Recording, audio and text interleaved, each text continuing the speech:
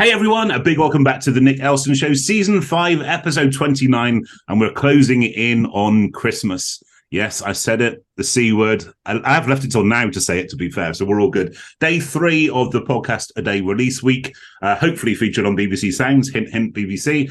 And today I have two, count them, not one, two amazing guests to bring you in the shape of Zoe and Jo. Woo! I kind of felt a big breakfast vibe going on there. I'm not sure I usually go that nuts, but I'm really happy to be chatting to you both. So, hello. Hi, Nick. Welcome. Thanks so much for inviting us. It's so nice to be here with you today. So cool. And I was very grateful to be part of kind of your stuff before on your show from the Six Figure Bookkeeper, which we'll talk about very shortly. But first and foremost, before we go anywhere, think you're on the chase. Tell us who you are, where you're from, and what you do. And let's start with Jo, if we could, and we'll go then to Zoe. Thank you. Oh, thanks, Nick. Thanks so much for having us on. So I'm Jo Wood. I am a bookkeeper and I run a bookkeeping practice around my family, my 3 children. My husband's in the business, my sister's in the business, and we're based in Kent, but we service clients all over the UK, and we're very digital and cloud-based, and we really support female entrepreneurs, a lot of them, and beauty salon owners. But I've been in this industry for a really long time, and I have failed multiple times in business and really messed things up. And in 2019, I was about to start my 5th bookkeeping practice, and I knew this one was going to be the one that was actually going to make me money and I was going to be successful. So I documented the journey along the way, and I thought I want to help other bookkeepers so they don't have to keep failing like I did. So me and Zoe got our heads together and we set up the Six Figure Bookkeeper. And I'll let Zoe tell a bit of that story. Wow, very good. I love the vulnerability, by the way, because you get so much kind of spin and ego in kind of the world that we operate in the kind of speaking world, especially, don't you? To give the reality of actually that you failed many times. That, yeah, big high fives to that in a really weird way. You know what I mean? Zoe. Yes, it's really important, isn't it, to be honest about things. I think it helps so much. I'm Zoe. I'm an accountant by training. I've been an accountant forever, but I always worked in the corporate world. And then when I had my daughter, I wanted to take control of my own employment and future and flexibility. So I started a bookkeeping practice, which is how Jo came into my world. I ran a practice for a while. I closed it during the pandemic, and now I work full-time as a business coach at the Six Figure Bookkeeper. So we help bookkeepers and accountants as well, more accountants in our world than originally we expected. We help them to grow businesses which work for them. I think that sort of flexibility part is really key for me in terms of helping people to make businesses work for them. So I'm really sort of championing definitely the working mum, but helping bookkeepers to hit their goals in business. Love that. Fantastic. I love that kind of accountant forever. I kind of imagine like a baby coming out with a pinstripe suit. I think I was. I really think I was. How cute would that be, by the way? Boss baby. Not she's like fashion advice from a guy in a shaggy beard and a cap and a jumper right now. So there we go. But yeah, thank you both so much. And a real pleasure to have you both on the show. I love your vibe and your energy. And I think the one thing that really resonated with me before I even knew you was I knew of you. And the fact that the culture that you see online and the approachability and the humor and everything else is what you see in real life as well. And I've had the pleasure of seeing Zoe and Jo speak at the Accountancy Summit in Manchester recently. Fantastic, absolutely fantastic. So do check them out next time you're on the scene. But before we go into all of that where we are right now, I want to take you both way, way back. Think of like Time Machine with like wavy lines and that kind of stuff. Jo, tell us about baby Jo. Tell us about kind of where you grew up, about family life, education, and actually what brought you to my virtual door today. Oh, wow. Okay, so I am the first child of 5 in my family, and I was born in 1980. And I was born into a very entrepreneurial world. My mum's dad was run a trophy business. He won a sports magazine company. He was also a referee and a very advocate for sport everywhere. And so that meant that my mum was forced to be sporty, and she found table tennis at a young age, and she was playing for England. And that's how she met my dad, who was also playing for England. I don't play table tennis, but I should give it a go. But yeah, so they met very young, 16, 17. and got married. And yes, I was born a few years later. My parents divorced. They loved each other so much, but it was a bit intense. And they divorced and went their separate ways when I was about 7. I had 2 siblings at that time, and my mum remarried, and then I have 2 further siblings. So the youngest of the 5 is now my business partner. I'm very, very family focused. Family is like one of my main values. I'm all over that. And that meant that I actually found my husband when I was 17, and I've got 3 children as well. So I had all my children in my 20s.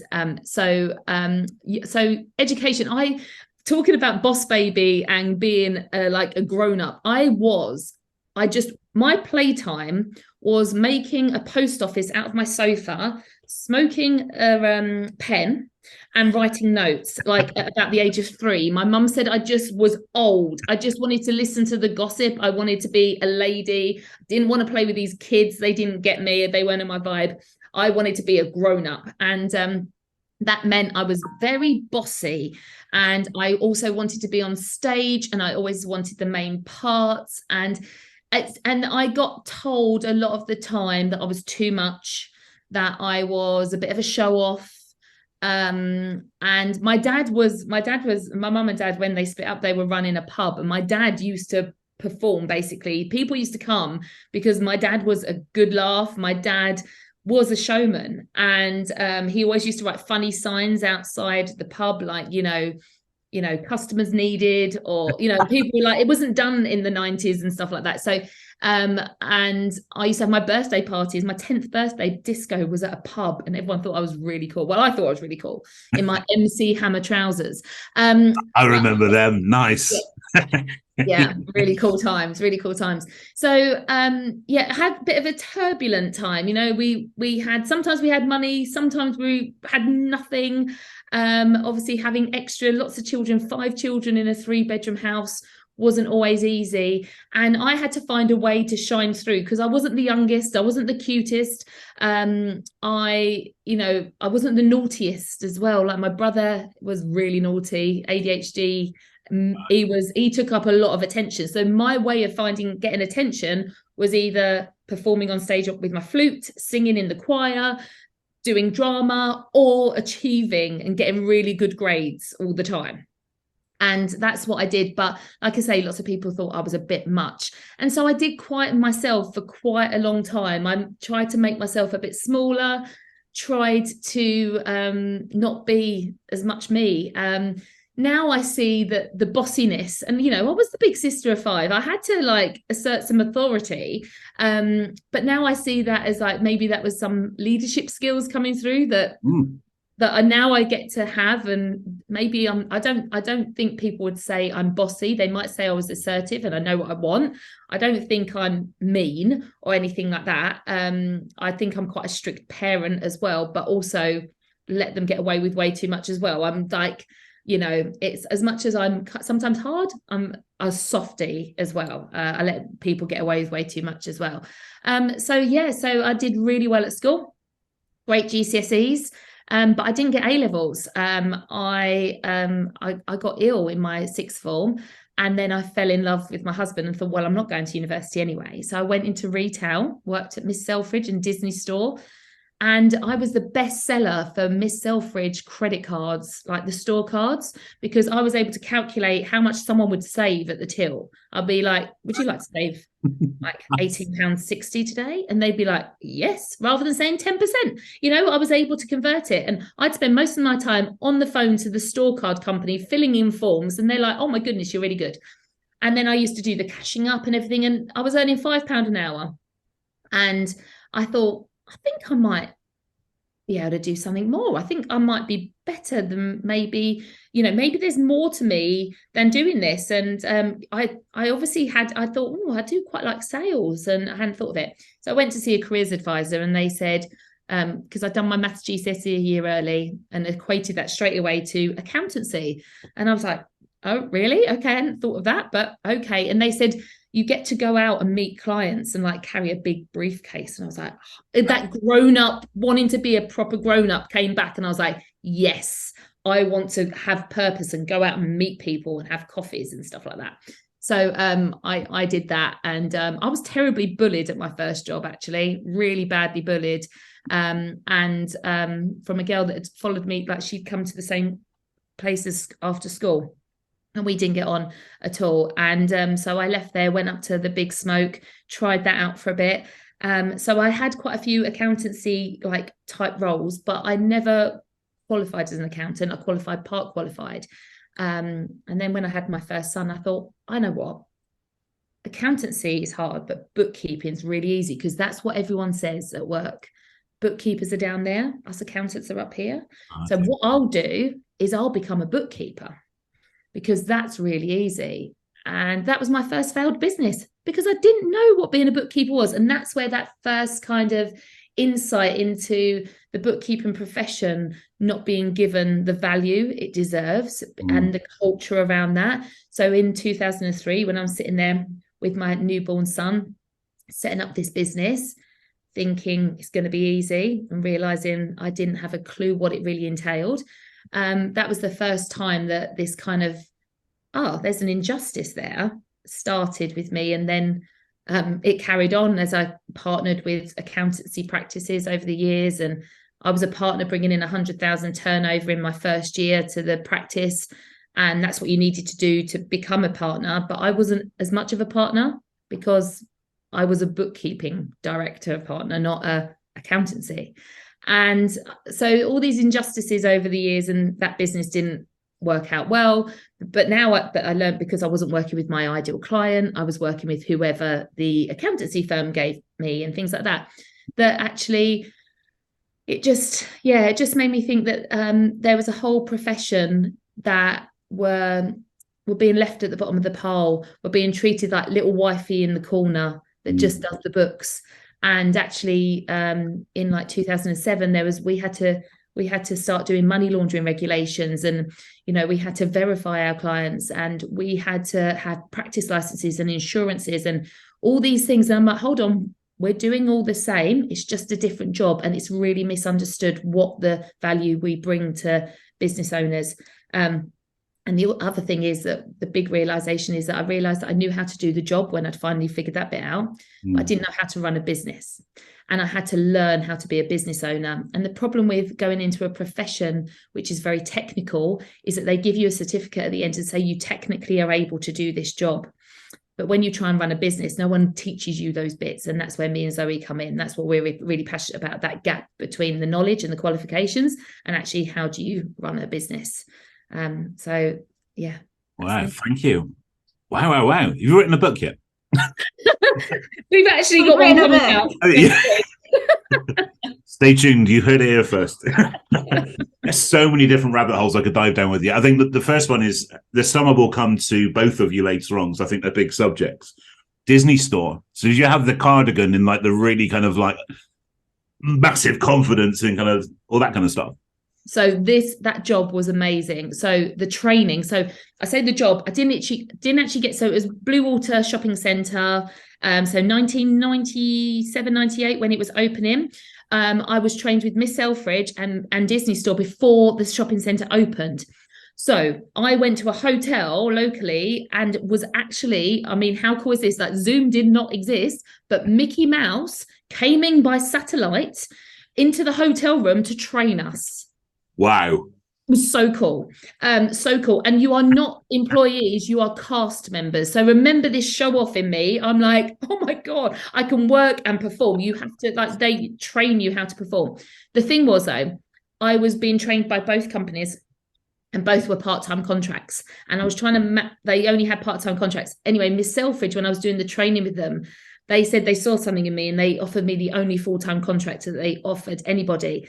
And so I didn't actually get to open up the shop floor. But I was there when the ribbon was opened up at Miss Selfridge. Very cool. Very cool. And on a more serious note, of course, with the kind of incident of bullying, how did it kind of address itself? Was it something that you were able to navigate yourself, or did it need intervention?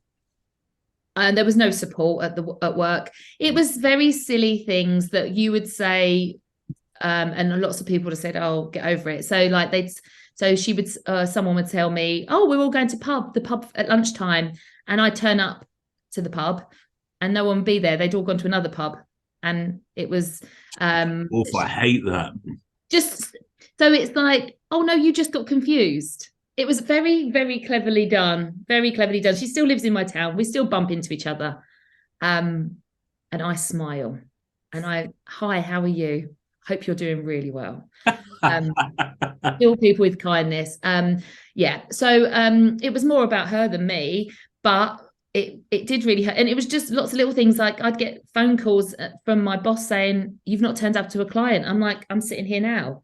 And they'd have a phone call saying, oh, she hasn't turned up. And they were like, well, who made that phone call? I mean, God, the dedication that this girl had to the calls was like, it was great. And so I actually tried a bit of hypnosis to try, and because I wasn't sleeping, and I had been, HR wasn't the same as HR now. And I'm sure there are still, you still hear of these instances where, when I was 18, 19, and they would have looked at me a bit like, well, it's just schoolgirl stuff, So I decided to leave, and that's fine. She's now a qualified accountant. She's still employed and she's happy. And actually, it's that self-worth thing. I had to make a decision that, I wanted to be happy, and I was miserable. And actually it wasn't for that long a time, but I don't put up with stuff for long. No. And I think that's made me, I hope it's made me a better employer now, because I would just never, and even in our community, and maybe that's something we've never spoke about, Zoe, but Zoe knows that, like, someone recently tried to do a grammar, like to say to somebody, the struggle is real because of the grammar someone in our community had written. And I blocked and deleted the guy. I was like, I'm not having it. I will have zero tolerance to anyone. It's just not necessary.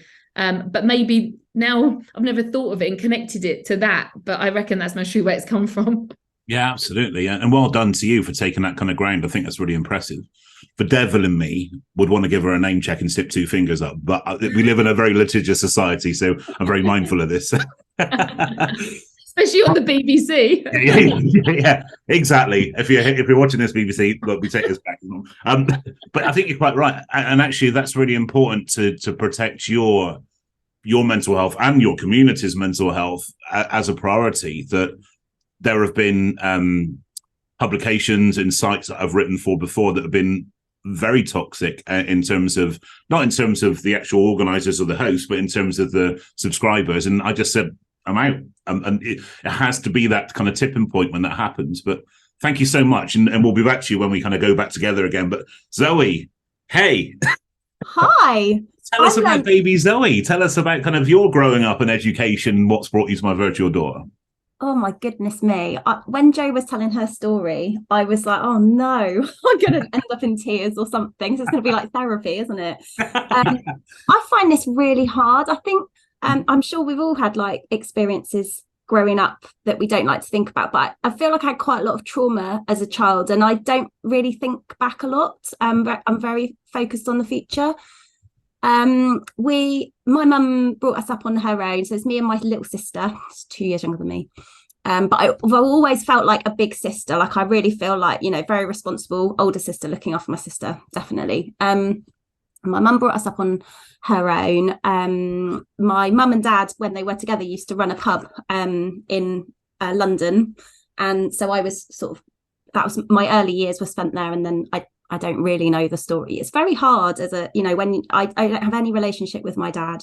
So I can't really ask my mum, it's very much like that. Even now, I'm nearly 40 and I still can't really ask her questions because I know it'll upset her. So I've kind of pieced together things from conversations with family.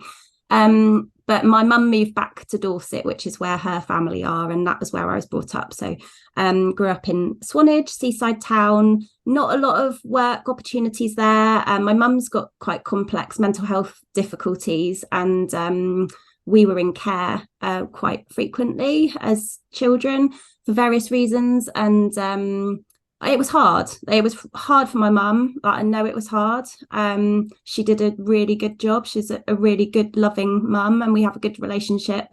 But I do feel like I don't really look back on those years as like I can't tell you all the stories Jo's just shared with you because I've blocked a lot of it out. So the things I really think about as a child are like summer holidays, playing in the road. Like you played in the road then, didn't you? In like the 80s, you'd all go out. There'd be no cars. Yeah. Grew up on a council estate, so it's probably like one neighbour had a car, and we'd just go and play like French cricket in the street until it was dark, and then Mum would be like, "You've got to come in now." What's French cricket? Well, like you play with the tennis racket. Someone's got the tennis racket in the middle of the road, and like there's a ball, and I think they hit it, and someone has to catch it, and then you get that person out. I think that's what happened. No, I've never heard of that before. I've learned something today. Thank you. See, there you go. That was the game of my childhood, and so we used to sort of play out in the street with whatever random kids were around, and my mum used to. She had bits of part-time work at times, depending on how she was really. She was a secretary for a while, and but the main thing that sort of ran through my childhood is we used to have students stay with us from the language school. So in Swanage, there's a big language school, and kids, I mean, they're kids, right? But I saw them as adults living with us. Like they were teenagers, came and stayed with us.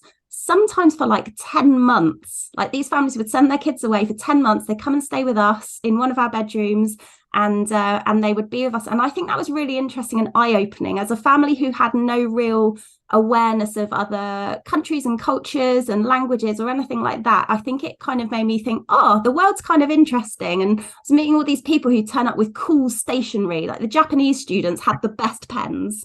And and they give us these books where like origami books where you read them back to front, and like I could never work out how to make any of the origami, but like it was really nice to have those people around in the house, and just, you know, they loved having two little girls around to sort of entertain. So that's a sort of happy memory. But I think just because I felt like I needed to be quite responsible, like I used to go to the post office and get my mum's benefit money, you know, you get a little ticket that you teared off and they give you the money at the post office. And I've got lots of sort of money thoughts and memories about things that I think made me tune into, this is how you run a household and you need to get a job. So I was very tuned into, I need to work from an early age. So I think I started working when I was 11. I got a job in a bakery. Wow. And one of my friends who was a little bit older was going away for a holiday, and her mum said, oh, would Zoe like to cover it? So I went and helped out in the bakery, and they used to let us take home like the bread and cakes that were left over at the end of the day. And then I did all sorts of like hospitality jobs and waitressing. I worked on Swanage Railway as a waitress, and I worked in Boots. And when Jo was talking about Miss Selfridges and, you know, that kind of thing, I was always like, how can I earn more per hour? So when I was at Boots, they were like, well, if you do this training and learn about just like, I don't know, the questions you've got to ask if someone buys paracetamol, you can get paid an extra 50p an hour or something. So I was always looking for like, what's the next thing? And I definitely was the person as well who was I was good at school. I knew I needed to get my exams, like that was important for me. So yeah, I was that kind of good girl at school. And was education consistent due to the challenges kind of personally? Yeah, we were really lucky actually. So very like before I really started school, we were with a foster family in Somerset, and I started school early. Like this bit, probably a bit too much detail, but like in those days they did like a Christmas intake, December intake, and a summer, and I managed to somehow start school earlier than I should have done. But then when I started school properly in Dorset, I felt like I had a head start. That meant that I felt ahead, and I think that's always helped me. And then a family locally who somehow knew my mum, a teacher at my school, and anyway, they became our sort of permanent foster family. A lady called Mary, who I still know now. She came to my wedding, her and her husband, and they've got two girls. And we were really, really lucky. They didn't foster anybody else. They just fostered me and my sister. So we knew that we had them to go to, which was amazing. And that did mean that I was just, we weren't in the same town, but I was able to go to the same school. And my sister struggled much more with school than me, but I was very much like, okay, I'm good at this. I can do the school thing. So yeah, I did okay. And as a stationery addict myself, I am an ex-stationer, but I'm very intrigued about Japanese stationery now. So unless my kind of firewall kicks in, I'll be Googling that later. So I guess kind of where did you guys meet, and how did this all come together? Well, so Jo and I, our paths kept crossing. So Jo, we both were with the professional body, the ICB, Institute of Certified Bookkeepers. So we go along to their events, get involved in things, and they, at some point, they'd invited. I think they were looking at a new exam on management reporting, and they sort of were putting out for consultation, like, what should we have in this paper? What would be important for people to understand? Now, Jo has obviously been in practice for a long time, but my background actually was really doing management accounting in big business. So I worked in local government for a long time. I worked for the BBC and BT, and I was in Lloyd's banking group before I started running my practice.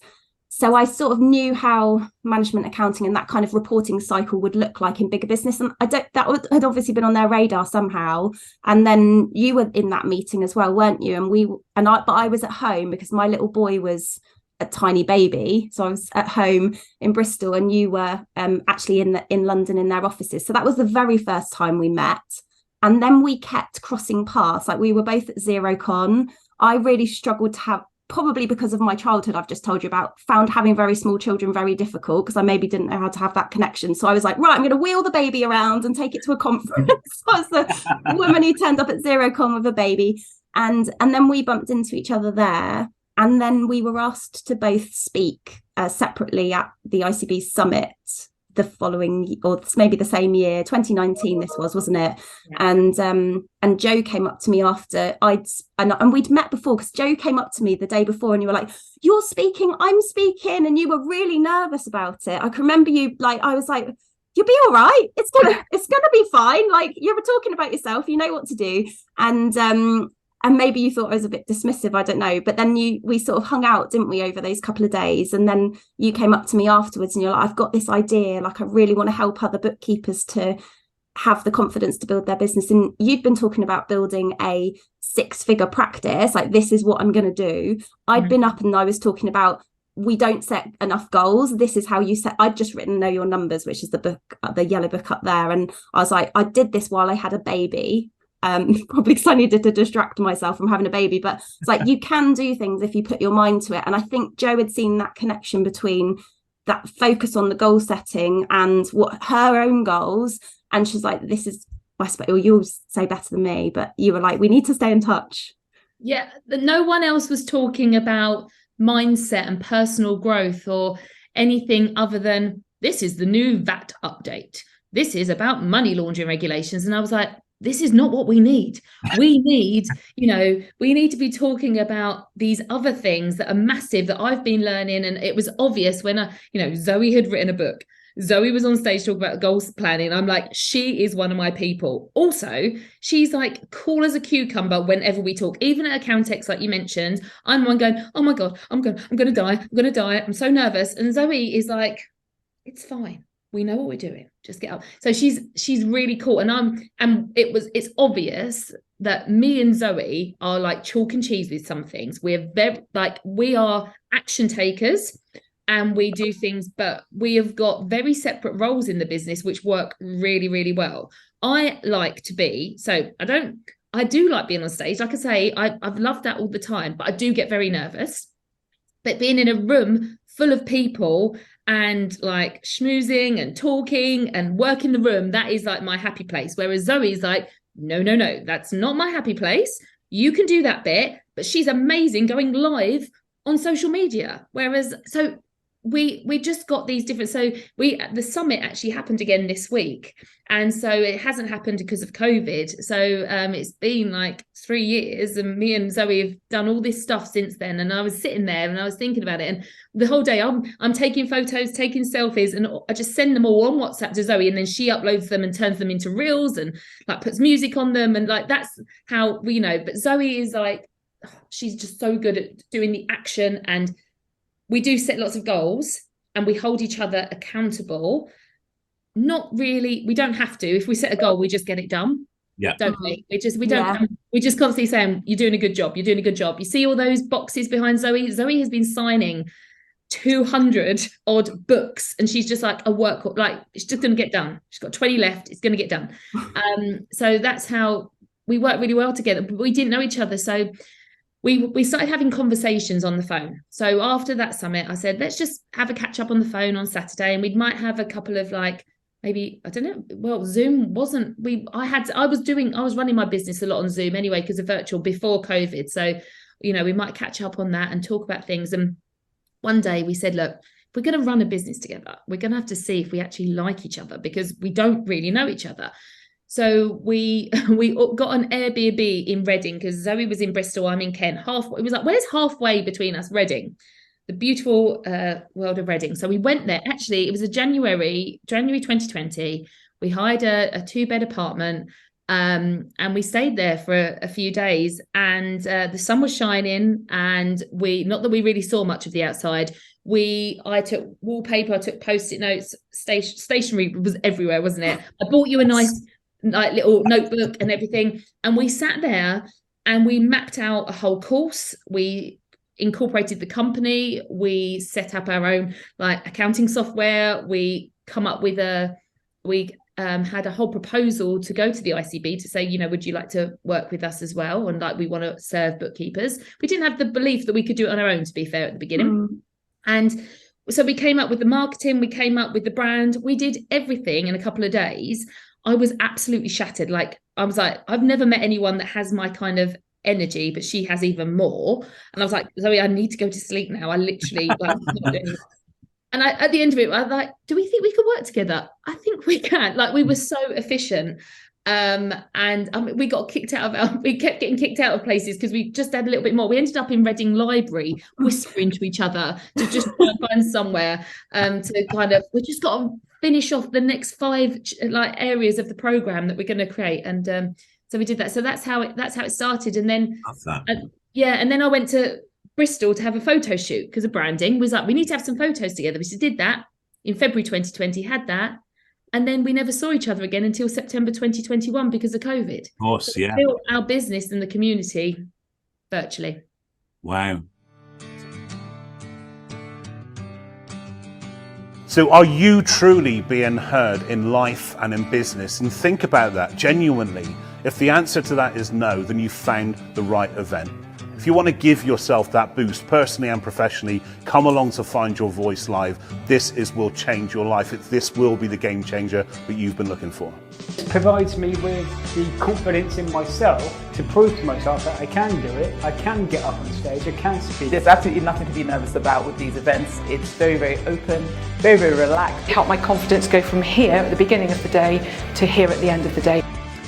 Hey everyone, my name is Nick Elston. I'm an inspirational speaker on the lived experience of mental health and a transformational speaking coach. I'm the founder of Forging People, and Find Your Voice Live is our flagship event where we cross the boundaries of personal development, mental health, transformation, and public speaking.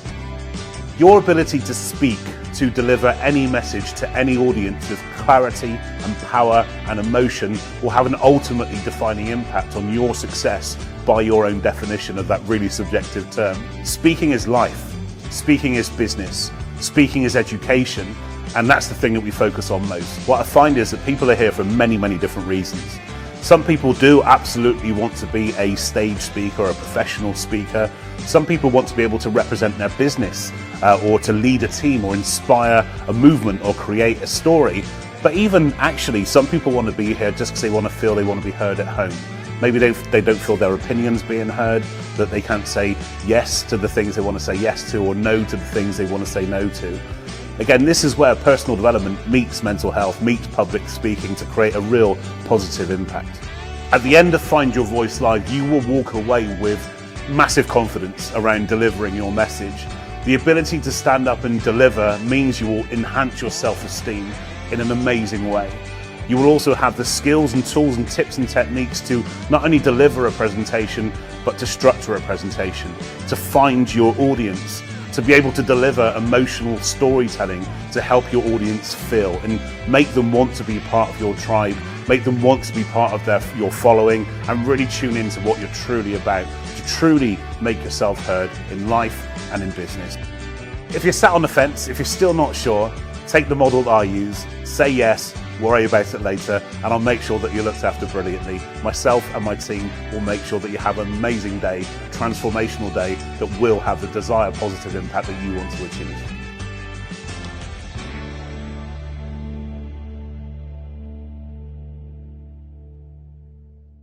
So, whereabouts in Bristol are you from? Well, we were living in East Bristol at Brislington, but I'm in South Wales now, in Monmouthshire, which is very nice. Yeah. So I guess it relates to a topic that we covered on the last episode with a lady called Sunny Sandwell, who we were talking about the dynamics of family or close friends kind of working in business together. I know from personal experience, especially with family, how challenging that can be. And I kind of covered that last episode, so it's not for today. But I think the point is that it adds a different dynamic, doesn't it? And Jo, you mentioned family as well being in the business and around that. When challenges or differences present themselves, how do you manage that, both with the family element and also between yourselves as well? We've had to learn it, really, haven't we? Like for us, we ended, for me and Zoe, we invested in a coach, and we always try and get that outside, because we know when you're in it, you're blinkered. And that's what I do with the family as well. Like, you can't see the wood for the trees when you're so far in it. So we might not have a coach all the time, but there'll just be some things, and we go, oh, it'd be really good to get someone else's view on this.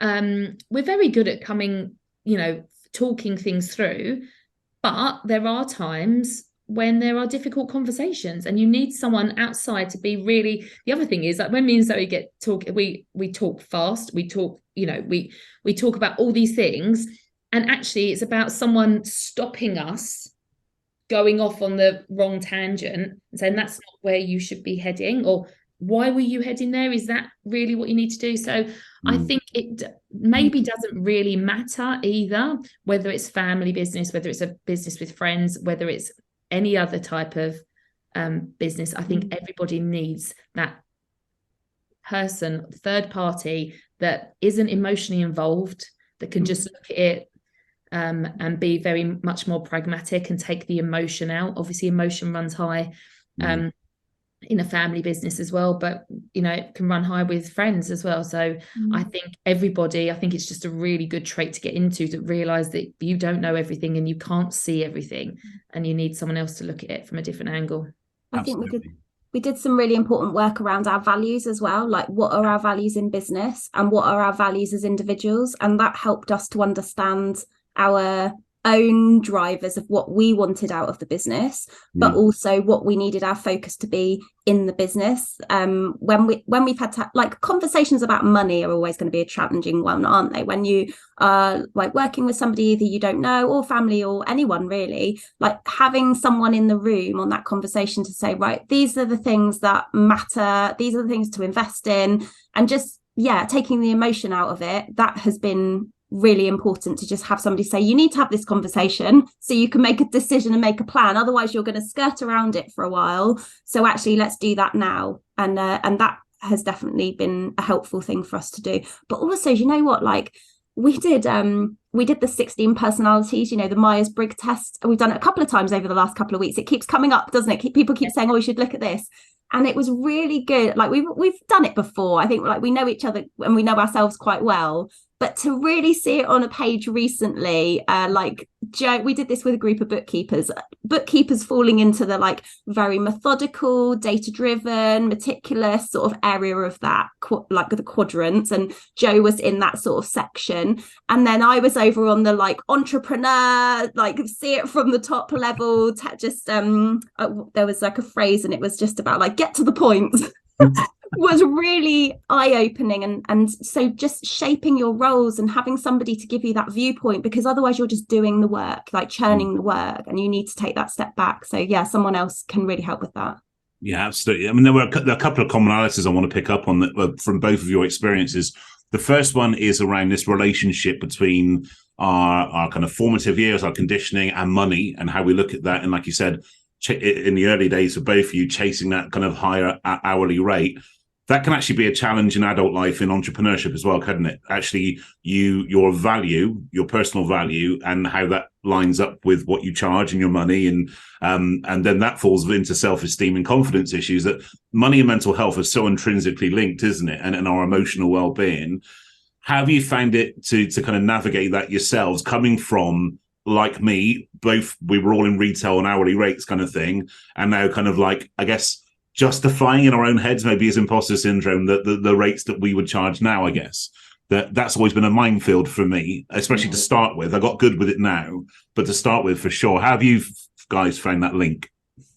I think we all have a tendency, particularly right now with the economy and any news that will be brainwashing us, to believe that there is, like, we need to be thinking about scarcity all the time. I definitely grew up at a time where I took £1 off the top of the fridge one day to go and take my kids to my friends to the shop to buy some sweets because my mum had been asleep all day, which was quite standard. And I was in so much trouble for taking that £1 off the top of the fridge because that was to pay the milkman. And that like really stuck with me as a story around, you know, money is scarce. If you use it all, you've run out, there's no more. And I think that in this profession, in the bookkeeping profession as well, where people still believe that you need to charge an hourly rate to be able to win the work, you need to charge a low hourly rate to be able to win the work, and getting, first of all, ourselves away from that, because we felt like that too at the beginning. We were like, how do I win the work? I need to make sure I'm, you know, competitive, and actually switching that into, hang on a minute, I'm a really skilled, qualified person with a lot of experience. I can sit at the table as a business owner and I can give my client insight into their business that they've never seen before. That has value. And then for us to take this into a coaching business, from a technical business into a coaching business, and really having the belief, well, hang on a minute, there are people around here who are asking us, like, they want to hear from us. What do we think? That shows that there's value there. It has been a massive journey. Like, we've both had to do some serious work on our own self-belief and mindset. And Jo will give me a talking to often and say, Zoe, you've got to get past these money blocks. The money blocks are coming back. And so I think it's like, you can't ever be done.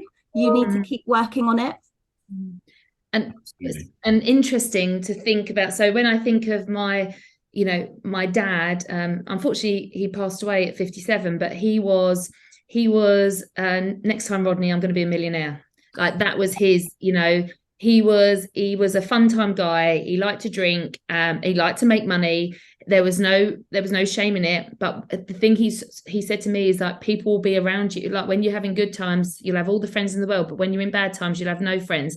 And that sticks with me. And the fact he never was able to hold on to the money is something that I'm having to work on. And actually, with Zoe being my business partner and my little sister, who Zoe and my little sister are very similar. And I think I've chosen them for that way, that they make me hold on to the money more than I ever would. Now, it doesn't mean that I wouldn't say I'm risk adverse.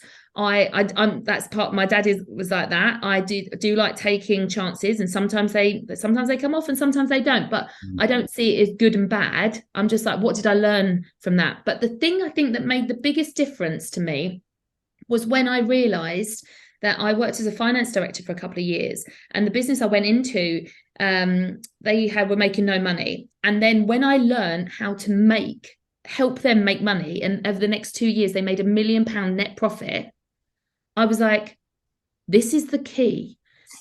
If I can help businesses make money, then doesn't matter what my hourly rate is or what my charge is or anything, because it's all relative. So hold on, I need to learn how to make myself money. I need to run a profitable business, because how can I go out there as a trusted advisor? Yes, I can do your bank reconciliation, but is it going to make a jot of difference to your bank account, your personal bank account, and if you can achieve your goals? Well, no. So how do we turn this technical work into actually insights, and like, right, how do we look at this and how do we get more money in the bank? That's where people value things the most. So it's about moving away from the qualification. Yes, we know that stuff. We know how to do the work, but how do we turn that information into a valuable thing that actually changes people's lives, which makes Christmas Day better for everybody, which means the summer holidays are better? That is where the real value lies. And it's nothing to, and then people don't care what you charge. Absolutely. Great points. Thank you both. I guess I said I promised I would come to it, because I think it's such an important part, which kind of is the glue that kind of binds you guys together now. is the community. Tell us about the community and how it looks, and kind of how does your membership look, and how do people find out more as well as you come to it? Yeah. So when that time, November 19, when I approached Zoe, I had started the Facebook group because I had this idea, just wasn't really sure. And like I said, I was running a practice. I've got 3 children, and I knew it was going to take a lot of effort. I had the passion, but I wasn't sure if I had all the skill set to do it. And running a membership is very different. So it was about 60 people then. And at the beginning, we were like, we were so excited. Every time a new person joined, we were like, did you see someone else joined? Did you see? Now we're at 10,500 members. Wow. Yeah. And it's happened very organically. We're all about giving free value content, but then we also make money because we are a business. And if we can't show people how to make money, then we can't coach people. Yeah. So we have this big, large free community, and we run what we call boot camps, which are free value, lots of just like mini podcasts, but you can all come in, ask you questions, and, we're going to teach you stuff on how to run a business. And then if somebody feels like they need that extra support, we have a 6-month success program where it takes them through step by step, everything they need to do to start and grow and scale a bookkeeping practice. Thinking of things about like taking on your first employee, systems and processes, building an app stack. How do you market yourself, personal brand, all the things that you're not taught when you qualify to do the job.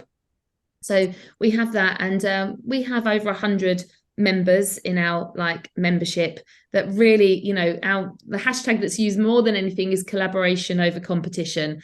In the dog eat dog world that I grew up in, and I'm sure Zoe did I know Zoe was in large corporates, but I was in small accountancy practices. It would be like, don't tell anyone what we're doing. They've copied our advert. Have you seen? They've got a leaflet that's exactly the same as ours.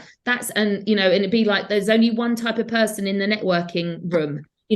Those breakfast meetings where only one person from each thing. Whereas we're like, let's all get together, share best practice. There's so much work out there, and we're changing that mindset around that scarcity. That's our main job, is to say that there's lots of work. There's lots of clients. You've got to improve the value you're giving. That's the problem. Not that there's no work out there. And that's really our main job. Absolutely. Love that. And that's something I'm championing as well, that collaborative approach to things. And I think, like you said, in corporate life, we are kind of encouraged, if not trained, to take a competitive approach to not just our competitors, but also people that we work with, weirdly. So like we're all climbing over each other to try and get that next step. And Yeah. And Zoe, what was your experiences of that? Oh yeah, I'm just thinking corporate world, grading, finding out, there was an unwritten rule of a normal distribution curve, everyone's sort of average, and then there'll be someone who's good, and then there'll be someone who needs to go on to a performance review. It's awful, but it's generally how it has worked. So yeah, I feel like that it's always competitive, isn't it? And I think what we've done within the community, where we're, as well as training people, but then also giving them Zoom calls every week where they're getting together with their community and meeting other people who are doing what they're doing, who are saying, hey, I've done it like this, you could try that, or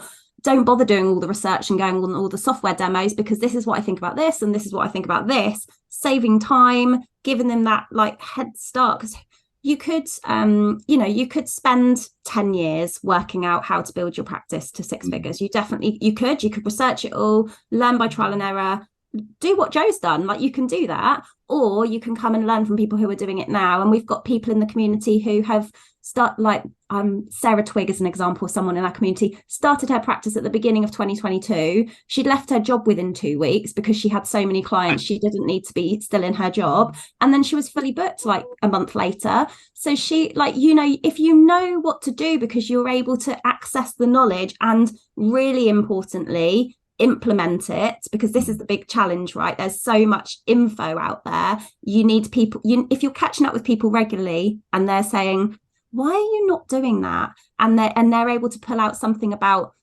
do you need to think about this a bit differently, and then take the action and come back next week and tell me that you've done it, you're going to get so much further than you would if you spent 2 years Googling it. So I think we're really helping people to advance.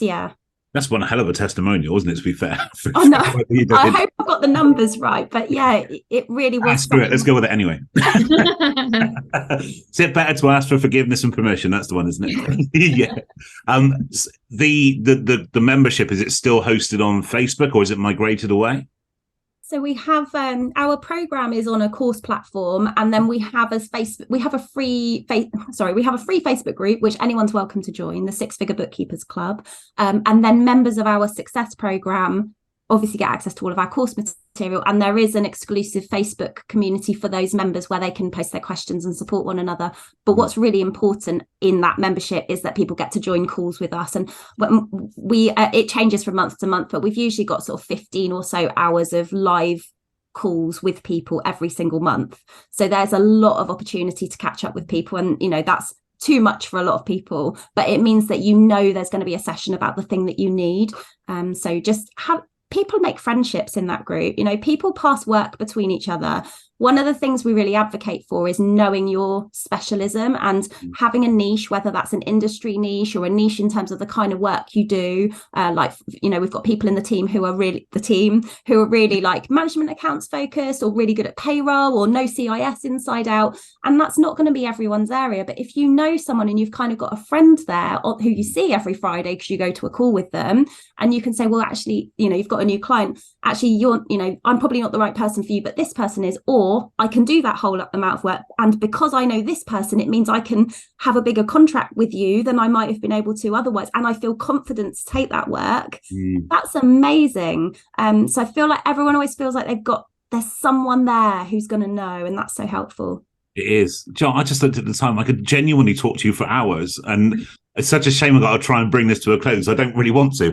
But there's two things I really wanted to kind of touch on very quickly before we do wrap up. Is the first thing is your relationship with social media. So you're very visible. You're out there. I'm assuming that not all engagement is going to be positive all the time. How do you manage that kind of? Facebook is a great example. You have a personal presence, you have a business presence. How do you manage your kind of your time when you're available, and especially around the working hours too? I think we tend to be always available.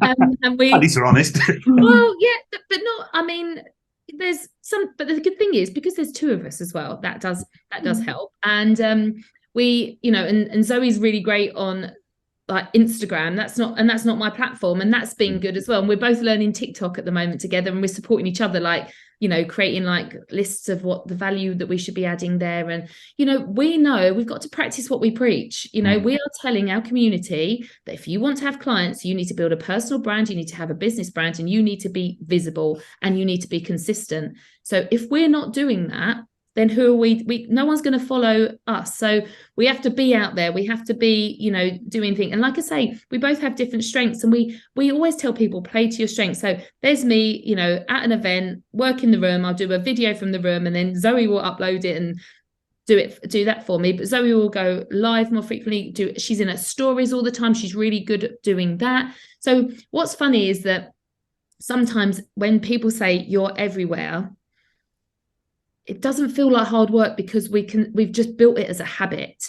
And we're constantly like, let's have a plan, what we're going to talk about, how do we add value? And because we've got a community, we're just resharing. And I'll go into our community and just say, I'll just have my diary up for the last week and say, it's called it Inside Jo's Practice. This is what I've done this week. And I'm literally just talk a bit about, I had this call with this client, we discussed that. And I had people coming up to me this week, oh my God, that's so valuable. I just love knowing that you have, sometimes a rough call with a client, or someone that doesn't want to pay for something, or something that's gone well.